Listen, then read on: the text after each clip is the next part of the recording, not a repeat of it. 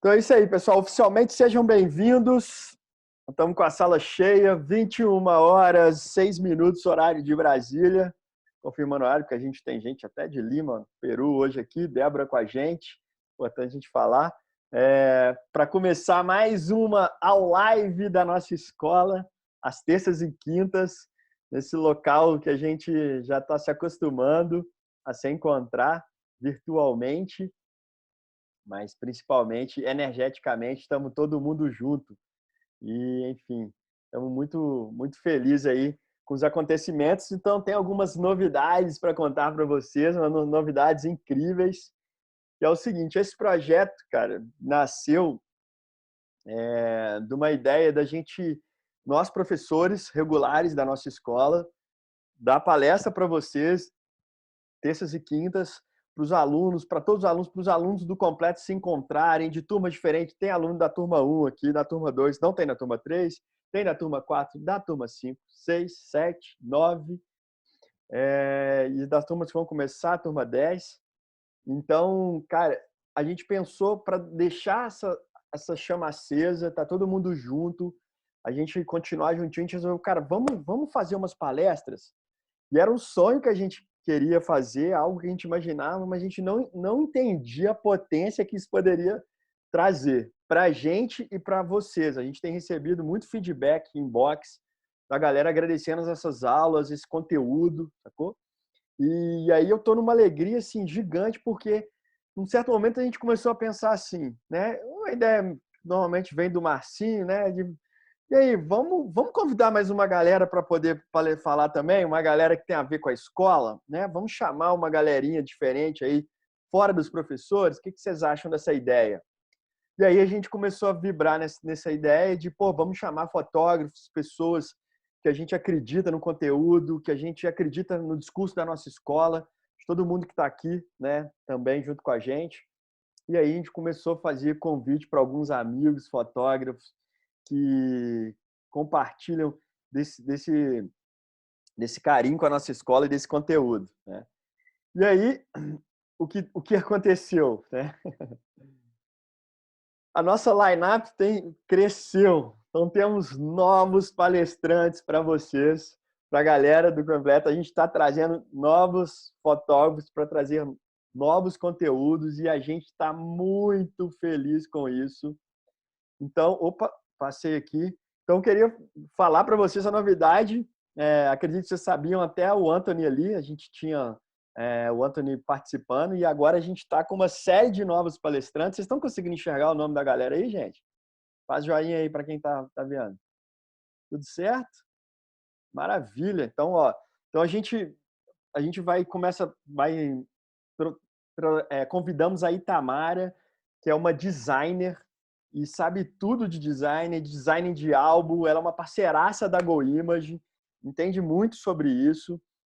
E aí é uma novidade que a gente está trazendo. Ela vai trazer um conteúdo super diferente que a gente nem tem dentro do completo. Então é um conteúdo realmente extra. E, cara, ela é uma pessoa incrível. Vale a pena anotar o nome para procurar também as pessoas que vocês não conhecem. Procura no Instagram. Manda inbox para a gente lá no Instagram também, que a gente compartilha o Instagram dos palestrantes com vocês, né? Dos nossos amigos aqui. E aí também vamos ter a Roberta Tavares, que alguns de vocês conhecem, né? Ela é representante da Magno no Brasil. Mas hoje ela é muito mais do que isso. Ela é uma estudiosa da fotografia, ela tem uma palestra absurda. E falou comigo, Thiago, da escola eu estou trazendo conteúdo novo, estou refazendo minha palestra, estou trazendo coisa nova. Enfim, tá animado com a parada. Vai vir também o Fer Borges. Fernando é o dono do Ateliê de Luz, do Varanda Amarela de Campos, que é um cara foda, um empreendedor criativo absurdo. Ele é o cara que idealizou o Lampião, que é, para mim, um dos maiores congressos de fotografia do Brasil em termos de conceito. E, enfim, um cara também de outra escola de fotografia. Então, a gente abre eu brinco assim, a gente continua fortalecendo horizontalmente o nosso mercado de ensino e acreditando, né? Vamos trazer o Marcos Hermes. Caraca, o Marcos Hermes, né? Fica até arrepiado, assim. O cara simplesmente é o fotógrafo que mais fotografou banda de música no Brasil, galera. O cara é o cara, assim, que, sei lá, já fez capa de CD de que você pode imaginar, Sandy Júnior. Me ajuda aí, Marcinho. Gente, bota no grupo lá. É um fotógrafo que tem um livro sobre a carreira dele de fotografia de música foda, né? E vem também a Débora Valença, que está aqui no grupo, que está aqui hoje assistindo, então veio para assistir a palestra do Fê. Débora é uma amiga nossa também da fotografia, que a gente se conheceu num workshop de uma fotógrafa americana, e ela mora em Lima e tem um trabalho com casamento e com retratos lindo, lindo, lindo, e vai trazer um conteúdo também. Ela dá muita aula, palestra também lá nos institutos de fotografia em Lima. Então, mais uma palestrante internacional, junto com Daniel Ribeiro, que eu já tinha apresentado para vocês, né? E vai palestrar também. Daniel palestra dia 19/5. Ele inicialmente ia fazer uma palestra de vídeo para a gente, só que agora ele resolveu aparecer ao vivo. Então, vai ser aula ao vivo com o Daniel Ribeiro, mesmo horário sendo de madrugada lá em Portugal, mas vai rolar. E por último, por enquanto, que eu acho que vai vir mais gente aí, vai vir a aula com o Eric Dahl, que é um fotógrafo, nosso amigo, fotógrafo que hoje reside em Washington, fotógrafo da ONU. Ele faz parte de um coletivo fotográfico político que chama FARPA, Coletivo FARPA, para quem não conhece. Fotógrafo foda, foda, que tem um trabalho maravilhoso. Ficou muito feliz com o convite, ele ama a escola. Então, galera, muito conteúdo maneiro. Trouxe muita novidade para a galera do Completa. Então, é isso aí. Continue firme e forte às terças e quintas aqui, que a gente está trazendo uma galera de fora muito maneira. E vou abrir hoje para o Fê com 2 minutos de atraso. Desculpa, Fê. Fernando, que é o nosso professor da escola, um cara que ele é meu amigo pessoal, assim, mineirinho também como eu. Cara que eu vi crescer dentro da fotografia, um cara que eu admiro muito por todo o trabalho dele e como todos os outros professores se reinventou para criar um novo conteúdo e tá uma coisa linda, coisa linda. Então, passo a bola com 3 minutos de atraso. Desculpe, galera. Boa aula, Fernando. Brigadão.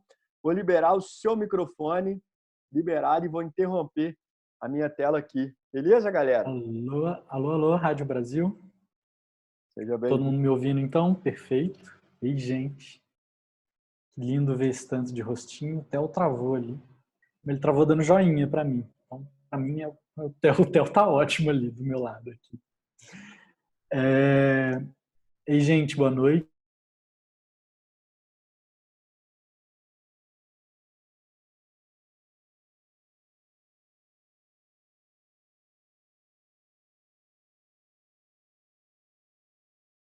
Aqui que eu fico olhando para o lado, né?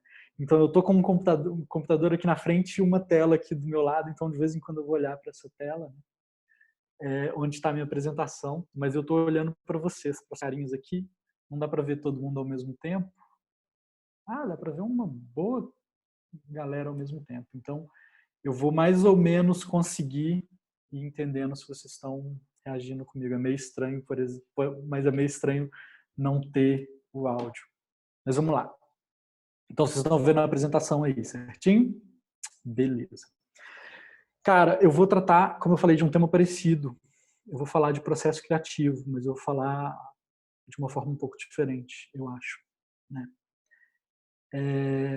Bom, primeiro me apresentando, né? Eu sou Fernando, eu sou fotógrafo. Eu fotografo retratos, principalmente, e publicidade, e produtos, né? Eu venho da área de publicidade, eu estudei publicidade, depois eu fui trabalhar com redação, depois eu fui trabalhar ainda dentro de publicidade, eu tinha um cargo que era conceitualizador, então meu trabalho era ter ideias, né? Então, basicamente eu ficava mais ou menos no escritório, mas tendo ideias, né? Depois disso eu fui trabalhar fora da publicidade, numa empresa, num setor de inovação. Eu basicamente trabalhava com desenvolvimento de produto, né? Então, também, meu trabalho era ter ideias e tentar implementar essas ideias na medida do possível. E desde então, assim, eu tenho interesse em entender como que funciona o processo criativo. Eu sou uma pessoa bem analítica, mas que gosta de trabalhar a criatividade, né? Então, minha ideia, eu me acostumei muito a ter ideias, gerar ideias e implementar elas de uma forma mais consciente, né? Então, quando eu falo consciente, eu lembro de um caso muito específico, que eu tinha um cliente que eu tinha que apresentar, que era um cliente grande para a empresa, que eu tinha que apresentar um conceito, e era aquela coisa que veio meio que de última hora, tinha pouco tempo para fazer, mas e aí o meu chefe me perguntou, cara, e aí, a gente consegue amanhã à tarde fazer a apresentação para sei lá quem? E cara, eu não tenho nada agora, mas eu sei que amanhã de manhã eu vou ter 3 ideias, porque eu estava me sentindo confortável com o processo criativo de certo momento, que eu sabia que era o tempo que eu precisava, que eu tinha passado pelo processo necessário para criar as ideias que eu precisava criar. Então era mais ou menos isso, né? Então eu sou uma pessoa muito estudiosa, muito técnica, né? Até mais do que gostaria, né? De vez em quando eu tenho dificuldade em largar um pouco a técnica e viajar um pouco mais, uh, mas isso também faz parte da minha personalidade, faz parte da minha forma de trabalhar, né? Eu vou falar de um processo criativo pelo qual eu estou passando, né? Mas com diversos parênteses. Eu estou falando realmente de diversos parênteses. Eu vou abrir um parênteses para falar de outras coisas, né? Bom, para variar, né, como todos vocês devem saber, eu estou em casa, né, e isso é um pouco difícil para mim, né? Eu sou uma pessoa muito externa, eu gosto muito de externo e eu venho tendo dificuldade de focar em qualquer atividade, dificuldade de manter uma rotina, estou meio pesquisando, sem conseguir fazer, tocar projetos, muito conflituoso, muito estressado comigo e com os outros, né? Me sentindo sem projetos e sem ideias. E eu tento manter a minha rotina normal, que é acordar, fazer um alongamento, tomar um café, eu gosto de ler jornal, mas aí eu travo. E um dos principais motivos é porque eu sei que medo e ansiedade não combinam muito com criatividade, mas é o que a gente está passando agora, né? A gente não consegue sair completamente disso, né? E aí foi sorte de quinta-feira sair motivado e animado para fazer alguma coisa, porque a gente precisa achar essa motivação. De vez em quando ela é interna e de vez em quando ela não é. De vez em quando ela vem dessas pessoas que cercam a gente. Então agora eu vou abrir o primeiro parênteses, né? Porque eu meio que sabia que isso ia acontecer quando eu percebi que, putz, eu vou ter que ficar dentro de casa e eu gosto de fazer exercício fora e eu gosto de andar, eu ando diversos quilômetros por dia e eu gosto de escalar e eu gosto de acampar. Então eu sabia que eu não ia logo de cara ficar muito bem. Então, por que eu sabia disso? Primeira coisa é porque eu tento me conhecer bem. E uma das ferramentas que eu achei mais úteis nesse contexto é um livro que chama As 4 Tendências, da Gretchen Rubin, né? Ela faz uma análise de tendências de comportamento de acordo com a forma como pessoas criativas lidam com expectativas. Tanto expectativas internas, como, por exemplo, prazos e regras, quanto expectativas tanto expectativas externas, como prazos e regras, tanto expectativas internas, como, por exemplo, vou mudar meu hábito, ou vou manter uma resolução de ano novo, e etc. Isso ajuda a gente a entender um pouco por que agimos como agimos, por que agimos de determinada forma e por que não agimos de determinada forma. Tem esses 2 links aí, que são links tanto em inglês quanto em português para o teste dela. Se vocês quiserem manter, eu acho que faz muito sentido. As 4 tendências que ela trata, eu vou falar muito de leve, são esses 4 perfis. Primeiro, que são os sustentadores, são pessoas que têm muita facilidade de atender às regras, tanto internas quanto externas, mas essas pessoas podem acabar se travando em rotinas. E os questionadores são pessoas que vão, de qualquer forma, questionar qualquer regra que aparecer, mas eles resistem mais às expectativas externas, né? Elas podem até lidar bem com expectativas internas, mas só vão conseguir seguir alguma coisa se fizer sentido. São pessoas que são vistas como indecisas porque elas podem ser paralisadas por análise, do tipo, putz, eu não tenho informação suficiente para tomar essa decisão. E acabam ficando travadas de determinada forma. Existem os transigentes ou complacentes, que são pessoas que atendem muito melhor às regras externas, mas resistem às internas. E essas pessoas, por exemplo, se beneficiam muito com cobrança. Então, em coaching, com o cliente, tendo um prazo, essa pessoa vai conseguir cumprir essas expectativas. E tem os rebeldes que vão resistir a todas as regras, vão basicamente fazer o que querem, né? E a questão é, elas precisam querer para fazer alguma coisa, né? Então, por exemplo, eu tenho um amigo que é, para mim, ele é o exato rebelde, porque ele é muito talentoso, mas a partir do momento em que ele vê que esse talento pode ser útil, a partir do momento em que ele é cobrado para usar algum desse talento de alguma forma, ele tem uma trava interna gigantesca. Então, por exemplo, ele, na época que a gente era adolescente e tentava tocar em banda, ele aprendia a tocar as músicas muito mais rápido que todo mundo, mas na hora que botavam ele numa banda para tocar um show, ele desistia e perdia o interesse, largava essa coisa.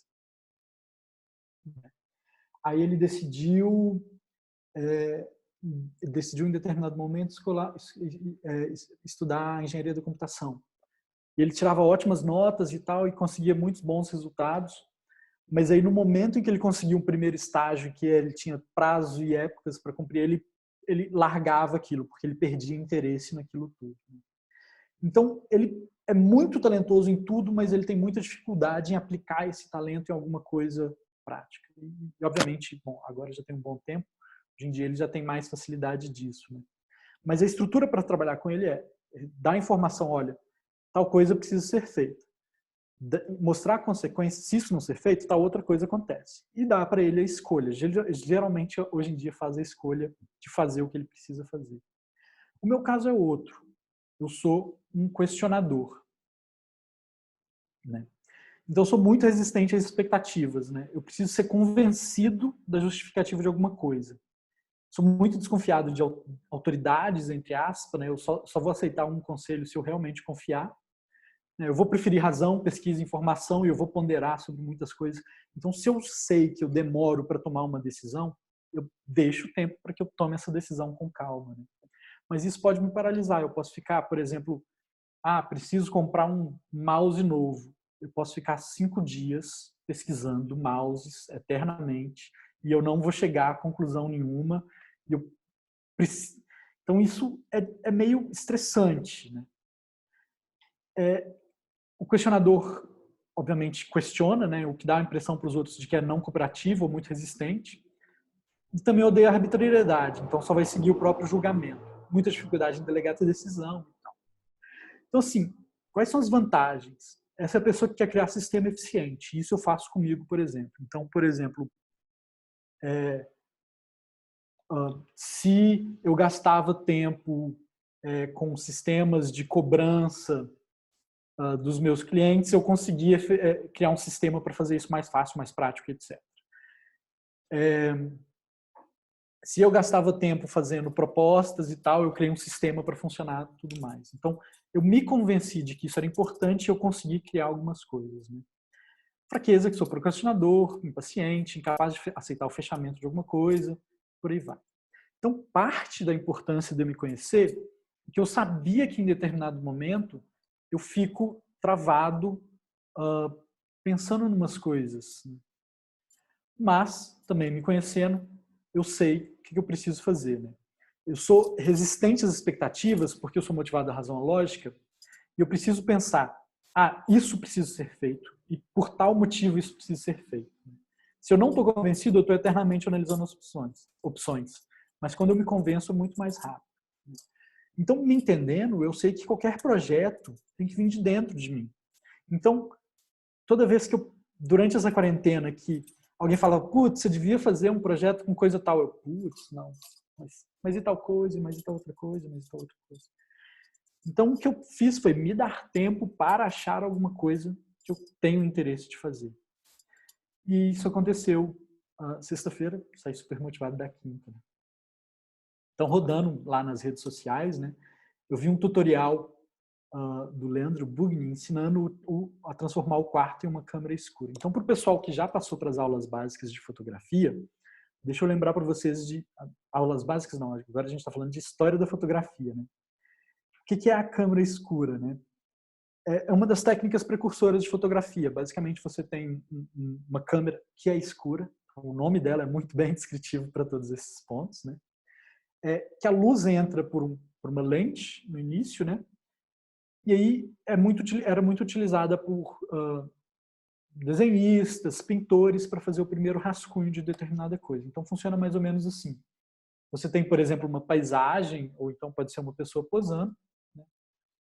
Com uma câmera muito escura, com pequena entradinha de luz, e aí essa imagem vai aparecer refletida, inversa, né? Dentro dessa câmera. Isso é muito louco, muito, muito louco. Porque, bom, é física básica, é coisa que a gente viu no ensino médio, mas assim, ainda é muito louco. Né? Eu vou mostrar um pouco como que isso fez. Porque vendo isso, eu tive um estalo, sabe? Vocês já tiveram? Dá um okzinho de vez em quando, assim. Já tiveram aquele momento do... Já, estão me ouvindo, tudo bem. Aí eu vou abrir um outro parênteses, né? Esse estalo, né, a ciência chama de epifania, né? Que é essa súbita sensação de entendimento ou da compreensão da essência de algo. É tipo, putz, é isso. Né? Então, por exemplo, isso é super comum. Darwin fala que teve uma epifania, chegou com toda a teoria da evolução pronta na cabeça dele. Né? Mas aí pesquisadores analisando o diário dele, viu que toda essa teoria da evolução estava descrita há meses, até do momento em que ele chegou e falou, e o cérebro fez essa ligação em todos esses pontos. Né? Então depende, o nosso cérebro vai juntando as diferentes informações e em determinado momento ele faz essa ligação e faz tudo isso funcionar junto. Né? Outra história de epifania conhecida é a maçã de Isaac Newton. Né? Quem não lembra, né? Isaac Newton estava embaixo de uma macieira, viu uma maçã e pensou, nossa, é assim que a gravidade funciona e tal.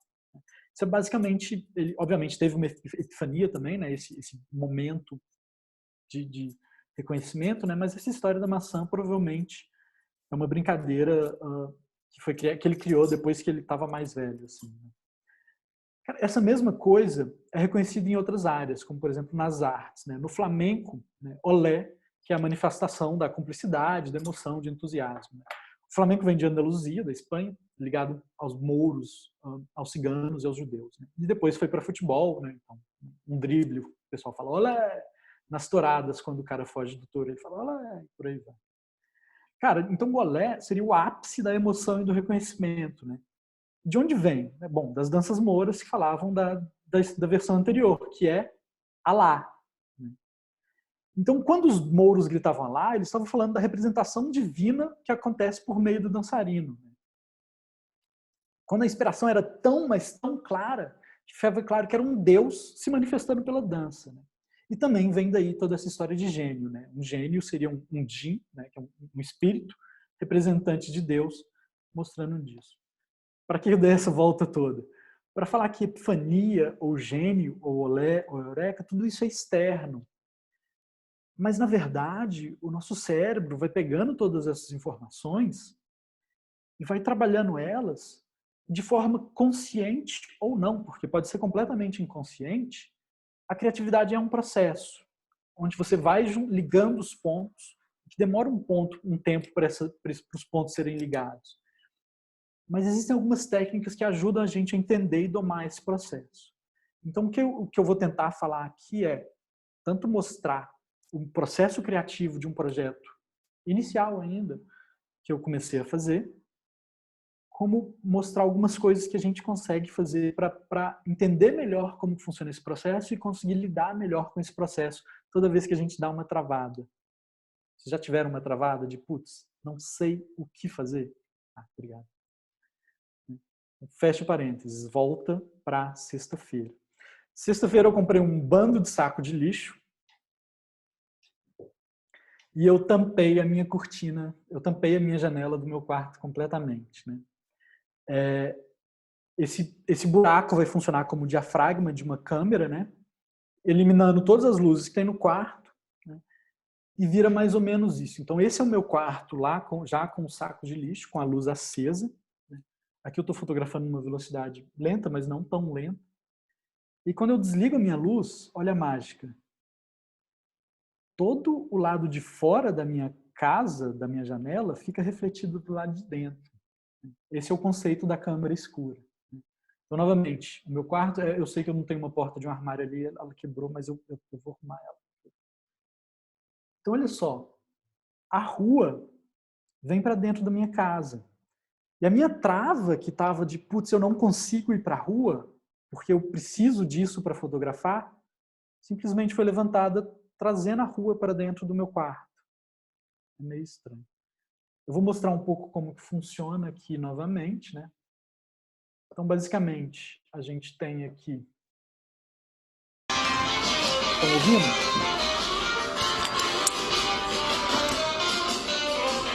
Então, aí eu fechei a porta, apaguei as luzes, e esse buraquinho de luz está trazendo toda a luz que ilumina o meu quarto, né?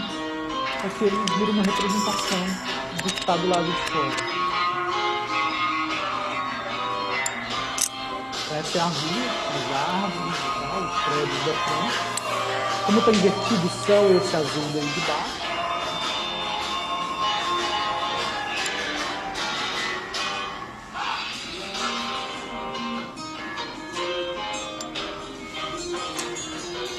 Bom, para mim isso foi muito mágico e emocionante. Simplesmente acabei com toda a luz ali e eu trouxe toda a rua dentro do meu quarto. Eu achei isso muito interessante. Eu tô copiando o que eu vi no tutorial? Tô. E agora eu vou fazer um outro parênteses para falar um pouco dos elementos básicos da criatividade, né? Ainda antes dos processos, tá? Bom, o Banksy, que é um artista de rua, um artista de grafite, né? Ele fez essa ele geralmente faz grafite, mas ele tem outras coisas, né? Ele tem essa escultura que é bem a percepção dele do mundo da arte, né? Então, basicamente, está escrito: os artistas ruins imitam e os grandes artistas roubam. Ele está escrito Pablo Picasso cortado com a assinatura do Banksy embaixo. Essa é uma frase que foi reconhecida, foi popularizada como se fosse sendo do Picasso, e o Banksy roubou ela, o que tem muito a ver com toda a forma como o Banksy faz, porque ele faz colagens, então ele pega lá a foto da Mona Lisa com uma outra coisa, e ele vai fazer todas essas misturas no trabalho dele. Então o próprio trabalho dele já é um remix de copia e cola de um monte de outras coisas, né? E apesar dessa frase ser meio que reconhecida como Picasso, não tem nenhum registro de que ele falou isso. Só o Steve Jobs falando que o Picasso falou isso, mas sei lá, vai que o Steve Jobs foi amigo do Picasso em algum momento. Mas aí eu fui procurar a origem e essa frase, na verdade, vem de uma outra coisa, vem do T.S. Eliot. Então ele escreveu: poetas imaturos imitam, poetas maduros roubam, poetas ruins desfiguram o que pegam e poetas bons transformam em algo melhor, ou pelo menos diferente. O bom poeta amalgama, né, que é misturar os diferentes elementos, amalgama o seu furto a um conjunto sensível que é único, completamente diferente de onde ele foi removido. Então o que ele está falando? Ele está falando, cara, você pode roubar, mas rouba, mas mistura num monte de outras coisas para transformar o que é seu. Então o conceito da criatividade vem disso, de você pegar as outras coisas e misturar e de fazer, que é a mesma coisa que eu estava falando da ligação dos pontos, né? Então, quando a gente fala de conceitos básicos, a gente está falando de copiar, transformar e combinar. Então, é copiar algumas coisas, transformar elas e combinar elas com outras coisas. Então, uma ideia mais nova não vai ser justamente mais do que os elementos antigos, né? Esse roubar que ele está falando, eu estou destrinchando em copiar, transformar e combinar. Então, um exemplo muito, muito interessante de copiar, né? Jack London, uma cópia literal como processo. Jack London, que é um escritor bem reconhecido, ele copiava à mão mesmo os livros inteiros do Kipling, que é outro escritor, para aprender a escrever com essa mesma musicalidade, com esse mesmo ritmo, com essa mesma cadência, né? E aí, depois que ele copiava livros inteiros, ele fazia os seus livros, né? Baseado naquele estilo que ele admirava muito, né? Então ele se tornou um escritor respeitadíssimo depois disso. E isso estava meio preso na minha cabeça. E aí, enquanto eu estava no meu processo de tornar um fotógrafo, uma das pessoas que eu achava mais impressionante, até porque ele tem um perfil parecido comigo, extremamente técnico, extremamente estudioso e etc., né? É o Ansel Adams. Então eu achava o Ansel Adams tão impressionante que eu queria seguir os passos dele. Então eu decidi ir até um dos lugares que eu mais gostava das fotografias dele, que é o Death Valley, que é o Vale da Morte, que é um deserto nos Estados Unidos, que é um lugar extremamente árido, muito seco, muito quente, muito difícil de existir lá dentro. Assim. Só um segundo. Né? Ele é abaixo do nível do mar e é muito, nossa, é horrível assim, em termos de temperatura. Eu lembro que eu bebi uns, sem brincadeira, 10 litros de água num dia. Bom, mas aí eu fui seguir os passos do Ansel Adams, né? E aí tem essa foto do Ansel Adams e essa foto minha. Né? Eu não estava com um livro do Ansel Adams na mão, não lembrava de ter visto aquela foto dele, mas é o mesmo lugar, no mesmo ângulo, o mesmo cenário. Né? Então, parte da minha formação foi tentar entender como que o Ansel Adams trabalhava e copiar como elemento do processo, não como resultado final. Né? Então, essa foto não é meu resultado final. Essa foto é meu processo de formação como fotógrafo. Bom, então vamos seguir para o segundo passo, transformação. A Apple é descrita como uma das empresas mais inovadoras da nossa época. E a Braun é uma empresa alemã que principalmente fabricava eletroeletrônico, rádio, principalmente rádio. E a Apple não teve nenhuma restrição em se basear no design da Braun. Então, assim, nesses dois exemplos, por exemplo, um rádio de bolso da Braun e um iPod, a calculadora, o aplicativo de calculadora do iPhone, um dos, né, um mais antigo, e a calculadora efetiva da Braun. À esquerda, um rádio da Braun e o Power Mac G5, né, bem parecidos. E ainda o iMac, uma caixa de som, um emissor infravermelho e a câmera do iSight. Então, a Apple pegou isso e transformar os elementos do design da Braun foi uma parte muito importante do processo criativo da Apple por um bom tempo. Então, ele fazia essas mesmas coisas, seguindo ainda os mesmos passos, né? Então, a gente tem, por exemplo, montanhas e arbustos no Death Valley do Ansel Adams, montanhas e arbustos minha também lá no Death Valley.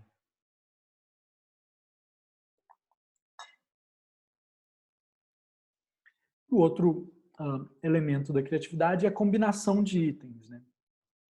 E aí o nosso exemplo é o Quentin Tarantino, com tudo. Ele era trabalhava numa locadora de filmes, né? E ele é alucinado por filme. Né? Um dos maiores nerds de filme do mundo. Né? Então, por exemplo, ele pegou diversas cenas clássicas dos filmes dele de outros filmes que ele admirava. Então, por exemplo, a cena clássica da maleta iluminada em Pulp Fiction, que o Bruce Willis não, outro ator que eu não vou lembrar o nome nunca, abre a maleta e vem aquela luz, né? Vem de Kiss Me Deadly. Né? A própria cena do Butch, né? Que é o Bruce Willis dirigindo, também vem de Psycho. E aí segue aquela dança do Vincent Vega e da Mia Wallace em Pulp Fiction. Até o quadradinho vem de Flintstones, por exemplo. Né? Novamente, a Mia Wallace em Pulp Fiction e Cães de Aluguel, com dois filmes de referência muito fortes. Kill Bill, muito forte na referência. Né? Também Kill Bill. E o Tarantino continua nisso. Até os últimos filmes dele são releituras históricas, em que ele simplesmente decidiu mudar a forma como a história acontece. Né? mas tratando dos personagens clássicos e de temas clássicos, né? Então, a combinação é um ponto muito importante. E aí eu volto para mostrar algumas fotos do Ansel Adams, dunas com montanhas ao fundo e as veias na areia cavadas pelo vento, e veias na areia cavadas pelo vento e dunas com montanhas no fundo. É claro que eu estou falando desse Death Valley, né? É um lugar pequeno. Ele tem, por exemplo, as dunas têm, deve ser menos de 1 km², né? Então a ideia de copiar, transformar e combinar como elementos do processo, não como resultado, né? E nem sempre é tão óbvio, porque esses exemplos que eu mostrei são completamente óbvios. Mas o meu tratamento de imagem hoje, por exemplo, especialmente a forma como eu faço a colorização final, ela é baseada na forma como Ansel Adams fotografava em preto e branco com um filtro vermelho na frente. Então, na pós-produção, o que eu faço é colocar um filtro vermelho e alterar um pouco as cores da imagem de acordo com esse filtro vermelho. E isso é uma coisa que não é nem um pouco visível. Você nunca vai achar que é uma referência direta ao que eu aprendi com Ansel Adams. Enquanto essas fotos que eu estou mostrando aqui são sim uma referência direta ao que eu aprendi com Ansel Adams. Mas o que eu estou falando é esse elemento do processo que eu só descobri porque eu mergulhei muito dentro da história de um outro fotógrafo, que eu retirei para uma coisa completamente diferente. Que hoje em dia eu fotografo principalmente pessoas, né? E eu pego uma coisa que ele usava na paisagem para fotografar pessoas, isso não aparece, mas isso dá uma cor específica que para mim é muito única em algumas coisas, né? Assim como eu acho que os filmes do Tarantino não parecem como nenhum outro filme que eu vi, mas se eu ver os trechos, eu vejo essas referências muito fortes. Então agora a gente fecha de novo esse parênteses, lembrando que a gente passou por esses processos de copiar, transformar e combinar, né? Então agora de sexta, agora a gente já está no sábado, né? Primeiro eu precisava fazer a técnica funcionar, que foi o que eu fiz na sexta, né? Deu certo. E sábado foi o momento de experimentar. É o momento que eu podia copiar, transformar e combinar. Então o que eu fiz foi ficar no meu quarto, no escuro, por horas, fotografando em diferentes condições, com o sol nascendo, com o sol se pondo, com nuvens, com sol direto, procurando diferentes ângulos ali dentro do meu quarto, procurando diferentes elementos para colocar e ver como que isso funcionava com a luz que eu tinha, e procurando diferentes sentimentos, né? Porque se é um projeto pessoal, ele só consegue ser pessoal se ele descreve um pouco da minha jornada. E a minha jornada foi, eu estou aqui em casa, eu estou dentro do quarto, e esse sentimento tinha que aparecer nesse projeto, né? Mas aí, e o projeto? Como que isso é um processo? Bom, agora eu abro o maior parênteses de todos. Eu falei que iam ser muitos parênteses. E vou dar 3 exemplos de processos criativos que eu utilizo de uma forma, né, geralmente organizada, mas nem sempre é completamente organizada, para falar. Eu vou mostrar 3 processos, né? Eu vou descrever, a gente não tem muito tempo, né? Eu vou descrever com calma só um deles, né? Então eu trabalho muito com mapas mentais, eu trabalho muito com limites e eu trabalho com o que chama divergência e convergência, né? Eu sigo um dos 3 ou meio que a combinação deles, né? Tem outros processos de criativos, mas eu não sei falar com propriedade. E aí você tem que achar o que é certo para você, né? Como eu falei, eu sou uma pessoa que gosta de sentar e analisar opções e de pesquisar.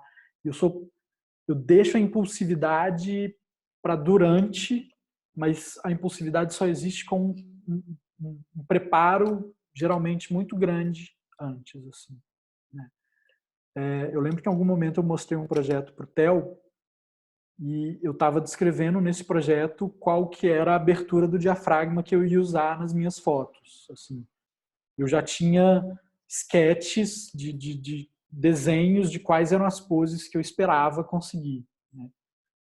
É claro que no momento eu não fico travado nisso, mas eu deixo fluir. Mas eu saio já sabendo que eu quero tal coisa, tal coisa, tal coisa, tal coisa. Então, primeiro, né, o mapas mentais. O mapa mental, para mim, é muito bom para estruturar o pensamento da forma como ele vem na minha cabeça, né? E ele me ajuda a sair do óbvio, né, a encontrar a história que eu quero contar. Basicamente, funciona como você escrevendo um ponto principal aqui e fazendo e puxando subtemas, assim. E aí depois você vai procurar como que essas coisas podem se conectar. Funciona como um turbilhão de ideias, que é tipo um brainstorm, só que você faz sozinho.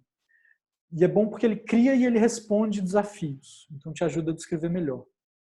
Ele não tem fim, o que pode ser uma vantagem, mas pode ser uma desvantagem se você é que nem eu, que não consegue decidir nunca. Eu não vou falar muito dele, não. Mas mais para frente a gente pode tratar com mais calma. Uma outra opção que eu gosto de fazer é o de limites, né? Ou seja, criar fronteira. Então, por exemplo, uma vez que eu usei esse problema, por exemplo, né? Em um momento da minha vida, a minha namorada estava morando nos Estados Unidos e eu fui visitar diversas vezes em um período de pouco tempo, em um período pequeno, né? Aí eu fui 2 vezes e eu não gostei de nenhuma foto que eu tinha tirado lá. Aí eu falei, putz, eu não sei o que está acontecendo, mas eu não estou gostando. Ah, bom. Eu tinha um momento que eu mais fotografei na vida foi enquanto eu estava morando na Índia. Então você fotografa muitas pessoas, muitas cores. Aí você vai. E eu acho que eu fui com essa ideia meio que para os Estados Unidos, e pessoas nos Estados Unidos não são muito fáceis de ser fotografadas, na minha opinião. A não ser se você estiver em Nova York, o resto dos Estados Unidos não é uma cidade muito. Não são cidades muito acessíveis para isso, né? Então, como funciona o Limites? Você cria fronteiras do que você vai fazer e consome uma pesquisa muito grande dentro daquilo. Então, no meu caso, foi pesquisar sobre fotografia de viagens. E aí você fica escrevendo e fazendo sentido, e faz uma pesquisa mesmo, falando fotografia de viagem, item 1, e 2, e 3, e 4, assim. E você vai puxando quais coisas vão fazer sentido. Mas não leva isso com você. Você larga. A questão é você criar um conhecimento no seu cérebro para depois ele funcionar sozinho. E aí a terceira vez que eu fui para os Estados Unidos, eu consegui justamente fotografar o contrário, né? Porque o que eu talvez estava indo era fotografar as pessoas. E aí eu fui e falei, na verdade eu vou fotografar os vazios. E isso mudou completamente, porque mudou minha percepção de do que eu poderia fazer. Então, para mim, me ajudou a soltar uma trava nessa pesquisa. E o terceiro processo, que eu vou falar de um pouco mais calmo, com um pouco mais calma, é o que a gente chama de divergência-convergência, ou então geração e síntese, ou então duplo diamante, né? Se tem algum designer aqui, é um tipo de processo que designer trabalha bastante, né? E ele tem essas 4 etapas: descobrir, definir, desenvolver e entregar. Eu vou falar deles um pouco mais calmo. Então, bom, começa com você tentando escrever um briefing, delimitando um problema e estabelecendo as necessidades. Então, falar, meu briefing seria um resumão do que você quer. E aí você tem um momento de descoberta, em que você tem que procurar inspirações e criar ideias. Então, esse é um momento muito livre, do tipo, eu quero procurar sobre tal tema. Aí você vai pesquisando e se larga, e se solta completamente. Não preocupa muito com isso. Só que você tem que colocar um prazo. Então, até o fim do dia, eu vou pesquisar ideias sobre esse tema. E vai anotando elas. Então, é um momento de abrir bastante. Por isso que chama de duplo diamante. Esse é o inicinho do diamante ali. Vai divergir, criar escolhas. A partir disso, você vai definir, que é fazer escolhas. Então, você vai escolher uma direção, fazer um planejamento do que você vai fazer nesse momento. Então, você está fazendo escolhas, está fechando. Esse seria o primeiro diamante. No desenvolvimento, você vai novamente abrir, que é criar escolhas, tentando experimentar, tentando ir ao teu limite, tentando fazer a coisa mais diversa possível. Peraí. Acho que eu perdi minha tela aqui. Vocês perderam a tela aí? Não. Tá, então já voltei. E no último momento você vai novamente fazer escolhas, que é editar, editar, editar, trabalhar, revelar. Então, por exemplo, para esse projeto que eu tinha pensado, funcionou mais ou menos assim, né? Qual que era meu briefing? Eu estou em casa, eu estou sentindo a falta dos estímulos que estão lá fora, eu preciso de um projeto que eu possa fazer sozinho, né? E eu preciso mostrar um pouco do que eu penso, né? Porque é um projeto pessoal e o projeto pessoal não existe sem a vulnerabilidade. A gente falou de vulnerabilidade aqui outro dia e eu precisava ser um pouco vulnerável. Então, dentro desse grande universo do que eu posso fazer, eu vou criar essas escolhas e decidir, pensar no que eu quero fazer. Então, o que eu podia fazer? Eu podia fazer projeção, eu podia fazer montagem, eu podia fazer a câmera escura, eu podia fazer ensaios virtuais, podia fazer autorretratos, podia fotografar produtos, podia fotografar projetos pessoais, objetos pessoais. Então, foi um momento de procurar diversas opções para se fazer em casa. Depois eu fiz escolhas, né? Então eu fiz a minha escolha de trabalhar com a câmera escura, então montei em cenário, pensei em planos e etc. No desenvolvimento eu vou testando muito abertamente, né? Esse é o momento de experimentar e de